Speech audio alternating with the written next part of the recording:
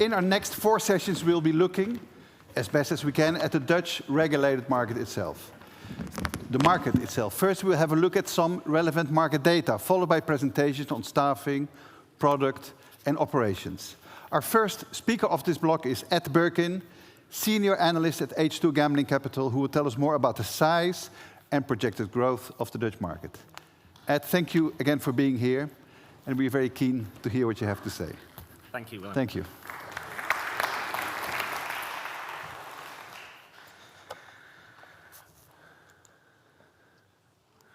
Well, thank you, everyone. So I'm going to try and quickly cover 3 topics. The size of the market, impact of regulation, and market share. And I'll try and make the data as interesting as possible, but I can't promise. That's the legal stuff. What do we do? Very briefly, we started off doing core market data, market size, market growth forecasts. We've moved into looking at companies. We covered 90 companies at a high level, including market share. We've just recently launched reports rather than just data sets, and we do bespoke consulting as well. So we cover the global industry, 150 markets, land and online, although today predominantly we're focusing on the online market. So if you quickly put it into context, looking at global and Europe, normal service has been resumed. We've actually increased the growth rates of the market since COVID. There was obviously a dip as the land-based market closed, but we are now well ahead of where we were in 2019, with Europe about 10% higher than it was in 2019. In terms of online, we've seen a big step change. Obviously, the dotted line is where we were projecting pre-COVID. The big hump was partly because of the growth in online, but also the lower base of retail, as many land-based operations were closed. We're looking at it, it's gone from 27% in 2019 in Europe up to 36% last year. We expect it to reach 45% by 2027. We use the word bull case 60%. I don't really like to use the word bull case because although that does assume stronger growth in online, it also assumes quite a significant decline in land-based operations, which we don't want to happen. Looking at the European market then, so as you see the dip in 2020, we expect it to get up to almost 160 billion euros of gross win in 2027. Clearly, online is the growth at an 8% online CAGR, but we still do have land growing, and it will continue to be the largest part of the market for the foreseeable future. If we look at the onshore percentage, or online, sorry, the amount of onshore online, that's currently at 79%, and we have it increasing up to 87%. There were various step changes, such as 2021. The large increase there was with the regulation between 21 and 22 of the Dutch market. Quickly, where the Netherlands sits, there are 5 markets in Europe which have a online and land-based combined market of more than 10 billion in onshore GGR, and the Netherlands is the largest of the rest at 3.8 billion. However, if we look at the online land-based split, there's no correlation between market size and online penetration. A lot of this is really just to do with the relative size of the online market and the land-based markets. So it's not saying that those who have a higher online penetration are necessarily the bigger markets. So turning this to the Dutch market, we have the Dutch market at about 1.3 billion or 1.4 billion in 2022, with 282 million of it still offshore. We have this growing to 1.7 billion in 2024, and our forecast for 5 years between 22 and 27 is a 14% CAGR for the onshore market, so pretty much bang in line with what the regulator was forecasting. The channeling rate we had at 21% offshore and 15% offshore for 2023. Now, this is actually consistent with what was reported in the latest KSA report, where they said that 92% of players only had onshore accounts. 8% had offshore accounts. Now, how do these numbers match up? Not every player has the same amount of gross win. So data from the UK says the top 1% of players online generate 25% of market GGR. The top 5% generate 60%, and the top 10% generate 75%. Now, we know from the data that the average onshore-only player has 2 accounts, and the average onshore and offshore player has 5.5 accounts, 2 of which are offshore. So it's fair to assume, given the high number of accounts and the fact that you're using offshore operations, you are going to be one of the higher spending players. So while I believe it is a good target to focus on the number of players onshore because it is measurable, at least if you assume people are telling the truth in the surveys, we cannot say that the onshore 92% of people using onshore only equates to 92% of revenues being onshore. Assuming the current regulatory outlook, we believe this is going to get to over 90% onshore of revenues by 2026, which will be a significantly higher number of players. If we include the land-based market, we have that losing share over time, going down to 38% of the market by 2027. I'm not sure if the gentlemen up here before me are going to be happy with me sharing this data, whether they are upset that I'm not talking up their market more, or whether it actually backs up their argument for having a wish list of things to look change going forward. However, we still have it growing over time, the land-based market, albeit not quite reaching the 2019 levels. So, regulatory change. Now, this is the main driver of the market. Just to put it into context, when we're talking about the number of accounts, I did a bit of analysis when the latest KSA report came out. There are about the number of accounts in relation to the adult population in the Netherlands is about a quarter of what it is in the UK. So there is still plenty of scope for growth in the market. Albeit a new account, if you increase the average number of accounts per person, does not proportionally lead to an increase in revenue. So I wanted to quickly talk about four markets or 4 types of regulatory change.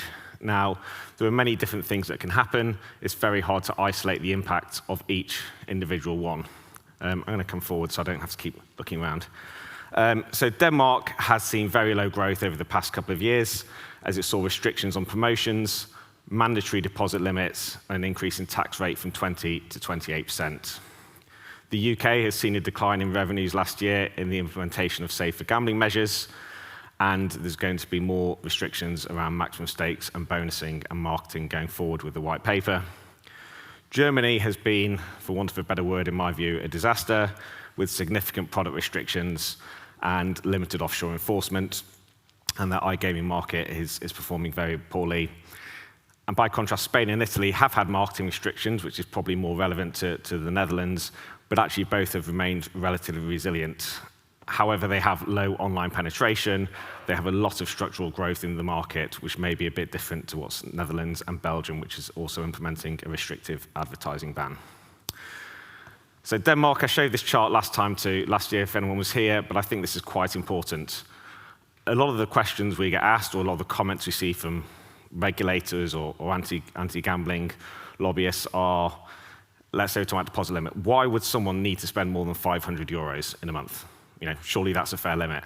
And I wouldn't spend 500 euros in a month. But then again, I wouldn't spend €1 million on a Bugatti if I could.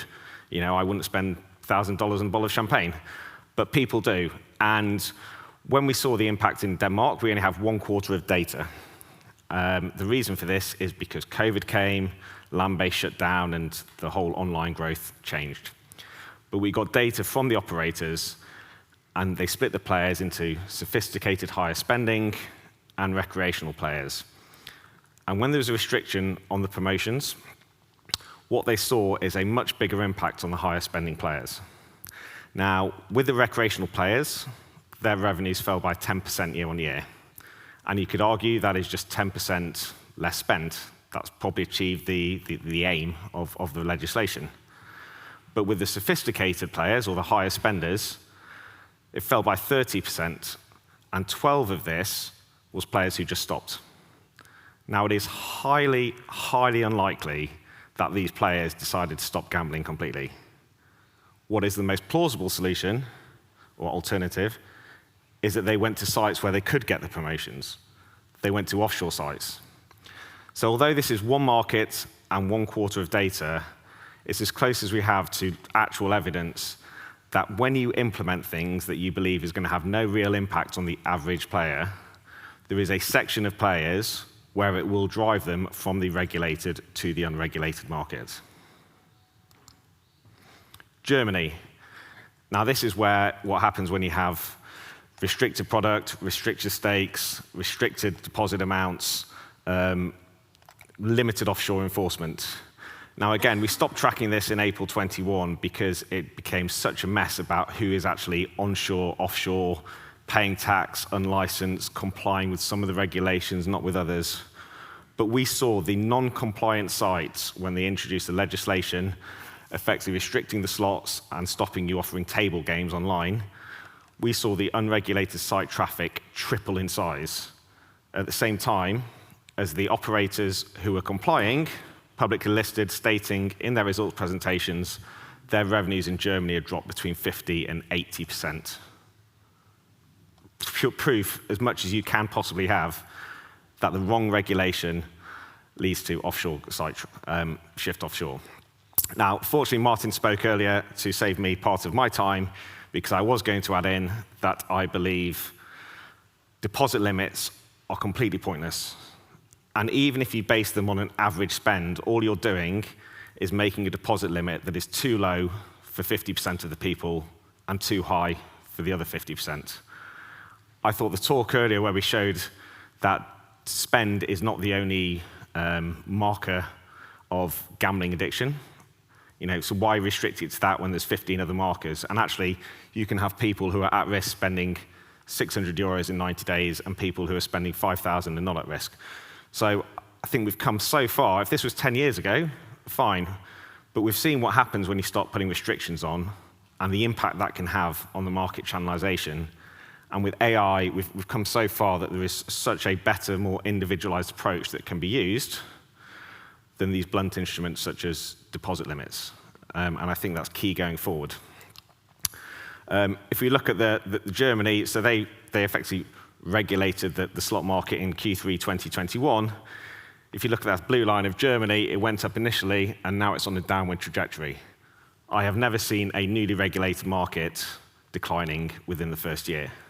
And you compare that to the Netherlands, which has been, with some seasonality, slowly increasing. We do note Germany is on tax data, which actually includes some illegal but taxed or non-licensed but taxed operators, so it's a bit of a mess, but generally the trend stays the same. UK onshore, now this is where we put some affordability measures came into play last year. Now, a lower market isn't necessarily a bad thing if the money that is being taken out of the market, the reduction in spend, is from what people cannot afford to spend. So if this spend that's dropped from 21 to 22 is because it was people playing who cannot afford it, we can't say a smaller market is a bad thing. However, I know people personally who have stopped betting with onshore operators because they've been asked for bank accounts and they just don't feel that they should have to share their bank statements. So it's all about how you achieve this. And the new white paper is suggesting a frictionless checks on affordability.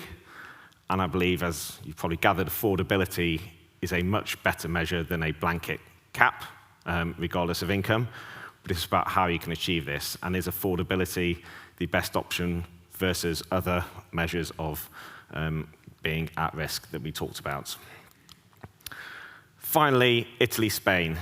Both of these markets have been pretty resilient in terms of the growth despite the advertising ban. So the advertising ban came in where we changed from blue to orange. Now, Spain did see a significant fall in 2021, but most of this was just because of a weak sports gross win margin. Gaming actually continued to increase, and Italy, again, continued to grow post the ban. So an advertising ban, depending on how blanket it is, isn't necessarily the worst thing. You can continue to get good growth in the market. Arguably, it leads to higher profitability and adds a barrier to market entry, and potentially benefits land-based operators who are able to continue to advertise their products. Try and speed up because of the Q&A. Quickly look at how the market shares changed. It's no surprise that given some of the operators were kept out of the initial market entry, that the market shares have changed quite materially. You've seen in particular that you've got Unibet, which is now, in our view, the largest operator in the market, having not been around in Q4 21, while the early land-based leaders have seen their market share eroded. It is different for sport and gaming. You obviously have a couple of gaming-focused operators, Holland Casino and Jax, who we believe have strong share in gaming, but not in the sport. And again, Toto is, in our view, the estimates, the market leader in sport with Unibet number 2. This is just a quick one. You can see how the market share, our estimates have changed between Q4 21 and Q1 23. BetCity and Bet365 have been able to retain their market share in our estimates, despite the new entrants. And predominantly, the market growth has been driven by Kindred coming into the market in mid-2022, as well as some other operators growing. Now, there's no consistent. What I want to show this, and there's a bit of it is a little subjective, but what I've tried to do is show the leaders in each market split by what's an international brand, i.e. the same brand used across multiple markets, an incumbent monopoly or state-owned business, so land-based one going online, such as the lottery, a local brand that has stayed independent, and a local brand that has been bought by international operators. And in all of these markets, I suppose Spain accepted, it shows that you can be a market leader no matter where you come from if you have the right positioning and right product. And if we look at the Netherlands, the top 6 operators in our view, 3 of them come from a land-based background, 3 of them are online only. 2 of them have a monopoly on their other products / state-owned. 2 of them are international operators who use their brand across multiple markets, and 2 of them are home operators, one of which happens to now be internationally owned, as Entain viewed that as a better way to enter the market rather than doing it through one of their existing brands. So with the title being local heroes or something like that, or big international companies, just want to show that no matter what you come from, you can have a large market share in any market if you have the right product and brand positioning and timing to market. So the conclusion, the Dutch market is growing strongly, and it continues onshore, online will continue to take share. Regulatory restrictions are not equal. Things like deposit and product limits can be catastrophic for market channelization. Advertising bans, if depending on how they're done, are not necessarily the worst thing in the world, as long as you can show the difference that you are an onshore versus an offshore operator. And I must admit, from what I've seen of whitelists, also do not work. Having spent time myself trying to look up licensed operators to try and work out market share, it can take me a quarter of an hour going through different websites just to try and find who the operators are. Most people don't have that patience. There have been significant changes in market share as entrants have entered the market, and we believe there is scope for further changes in market share with this advertising ban, potentially benefiting the land-based operators who are able to show their brand more than the online ones.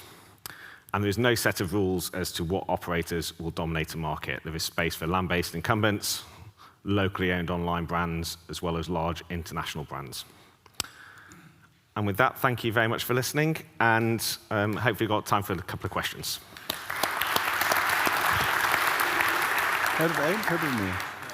Okay.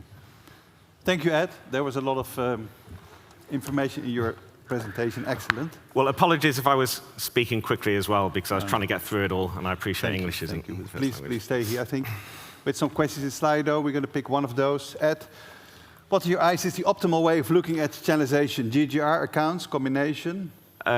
We look at things in GGR because it is the most widely reported for the onshore market. Not many markets report accounts, and actually players are probably more important than accounts. But I think I understand why the KSA looks at accounts, because that's something that's more measurable. But I think it is important to understand that a small portion of players going offshore who are the highest spenders are potentially the most vulnerable. And by putting some of these restrictions in, saying we've got 96% of players onshore, you're ignoring the 4% of players who are probably most at risk and could represent 10, 20% of revenue. So both, but we look at GGR.